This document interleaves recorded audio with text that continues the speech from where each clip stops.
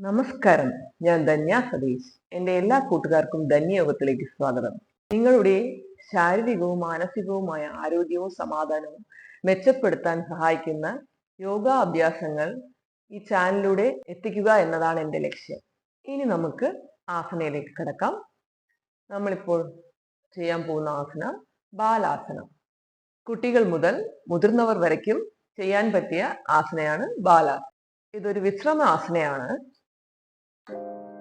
മനസ്സിനും ശരീരത്തിനും സമാധാനവും സന്തോഷവും, മാനസിക സമ്മർദ്ദമുള്ളവർക്ക് സ്ട്രെസ്, ആങ്സൈറ്റി എന്നിവ കുറയ്ക്കാനും, മാംസപേശികൾ വിശ്രമത്തിലാകാനും, വേദനകളെല്ലാം കുറയ്ക്കാനും ബാലാസന വളരെയധികം സഹായിക്കുന്നു.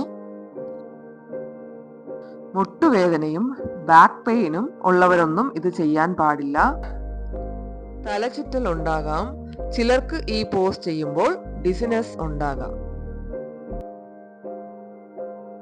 ഇനി നമ്മൾ നോക്കാൻ പോകുന്ന അടുത്ത ആസന പവനമുക്താസന. ഡൈജഷൻ പ്രോബ്ലംസ് മെച്ചപ്പെടുത്താനും, വയറിന്റെ ഗ്യാസ്, ബ്ലോട്ടിംഗ് എന്നിവ കുറയ്ക്കാനും, വയറിലെ കൊഴുപ്പ് കുറയ്ക്കാനും, ബെല്ലി ഫാറ്റ് കുറയ്ക്കാനുമെല്ലാം വളരെയധികം ഉപകരിക്കുന്ന ആസനയാണ് പവനമുക്താസന.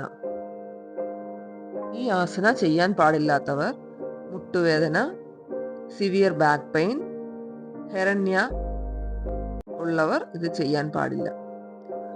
യോഗ ചെയ്യുന്നതിന് മുമ്പ് നമ്മൾ ശ്രദ്ധിക്കേണ്ട കുറച്ച് കാര്യങ്ങൾ. യോഗ ചെയ്യുന്ന സ്ഥലങ്ങളിൽ വായുവും പ്രകാശവും എല്ലാം കടക്കുന്ന രീതിയിലുള്ള സ്ഥലങ്ങൾ യൂസ് ചെയ്യുന്നത് വളരെ നല്ലതായിരിക്കും. കംഫർട്ടബിൾ ആയിട്ടുള്ള ഡ്രസ്സ് യൂസ് ചെയ്യുന്നതും വളരെ നല്ലതാണ്. നമ്മളുടെ യോഗ ചെയ്യുന്ന നേരം വയറുകൾ ഒഴിഞ്ഞ വയറായിരിക്കണം. ഹെവി ഫുഡ് ആണെങ്കിൽ 4 മണിക്കൂർ ഗ്യാപ്പിൽ വേണം യോഗ ചെയ്യാൻ. ലൈറ്റ് ഫുഡ്, വല്ല ഹെൽത്ത് ഡ്രിങ്ക് അങ്ങനെ വല്ലതും ആണെങ്കിൽ 1.5 മണിക്കൂർ ഗ്യാപ്പിൽ വേണം ചെയ്യാൻ. കുറച്ചുകൂടെ എന്തെങ്കിലും കഴിക്കുകയാണെങ്കിൽ 2.5 മണിക്കൂർ. ഈ ഒരു രീതിയിൽ വേണം നമ്മൾ ശ്രദ്ധിക്കേണ്ടത്.